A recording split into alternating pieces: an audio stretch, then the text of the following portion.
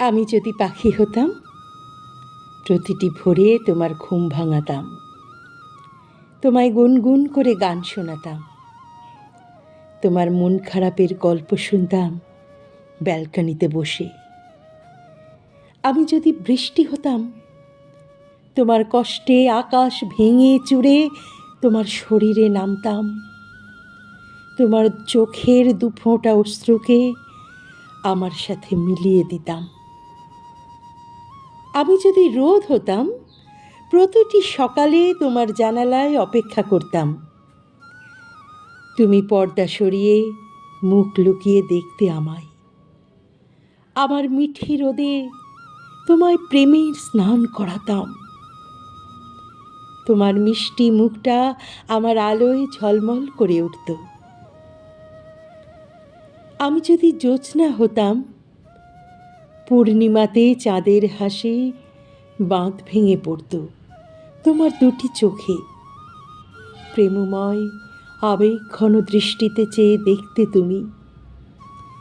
তোমার মন খারাপের গভীর রাতে আকাশ দেখার সঙ্গী হতাম, তোমাকে ডাকতাম, জড়িয়ে ধরতাম আমার বুকে। আমি যদি সাগর হতাম, তোমার সমস্ত বেদনাকে বড় বড় ঢেউয়ের সাথে নিয়ে চলে যেতাম গভীরে। যাওয়ার সময় রেখে যেতাম কিছু চকচকে ঝিনুক, ওগুলো তুমি কুড়োতে মুক্তোর খোঁজে।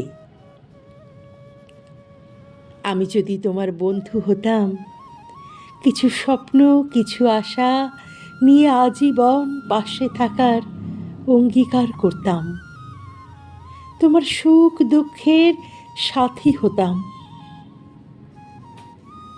আমি যদি ফুল হতাম, তোমার মন কেমনের সময় আমার সুবাস ছড়িয়ে দিতাম তোমার সারা শরীরে।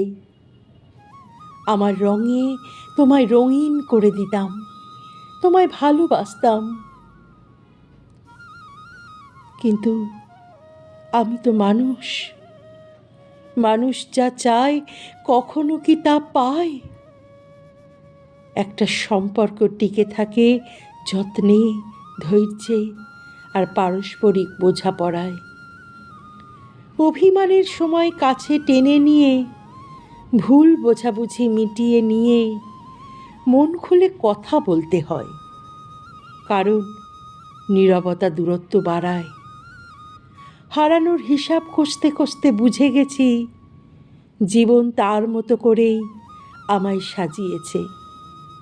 তার সাক্ষী একমাত্র দাগগুলো, কতগুলো, যেগুলো প্রতিটা গভীর রাতে এসে আমার কড়া নেড়ে মনে করিয়ে দেয়, তুমি ঠিকই বলতে, আমি খুব বোকা, বড্ড বোকা,